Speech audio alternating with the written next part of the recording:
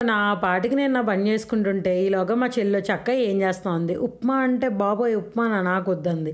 అలా కాదు ఎర్రనూక ఉప్మా హెల్త్‌కి కూడా చాలా మంచిది. ఒకసారి తిని చూడు అన్నాను. అంతే సరే అయితే ప్రాసెస్ చెప్పు నేనే చేస్తా అంది. ఓకే అని చెప్పి ఫస్ట్ ఏం చేయాలి అంటే ఒక గ్లాస్‌తో ఎర్రనూక అయితే తీసుకొని మంచిగా ఫ్రై చేసుకొని పక్కన పెట్టుకోవాలి. ఇప్పుడు అదే ప్యాన్‌లో ఇంకొంచెం ఆయిల్ వేసి పచ్చిశనగపప్పు, ఆవాలు, వేరుశనగ గుళ్ళు అవి కొంచెం ఎగిన తర్వాత జీడిపప్పు కూడా వేసుకొని ఇంకొంచెం కలర్ చేంజ్ అయిన తర్వాత కరివేపాకు, పచ్చిమిర్చి అవి కొంచెం ఫ్రై అయిన తర్వాత ఆనియన్స్ చిరుకుల్లా కట్ చేసుకొని అవి కూడా వేసి బాగా మగ్గనివ్వాలి. ఇప్పుడే కొంచెం సాల్ట్ వేసేసుకోండి. తర్వాత మళ్ళీ మంచిగా వాటర్ వేసుకొని ఒక గ్లాస్ ఉప్మా రవ్వకి 1.5 గ్లాస్ వాటర్ ఇది కొలత అనమాట. వాటర్ బాగా మరుగుతున్నప్పుడు ఒకసారి ఉప్పు చూడండి. ఉప్పు సరిపోయిందో లేదో సరిపోకపోతే కొంచెం యాడ్ చేసుకోండి.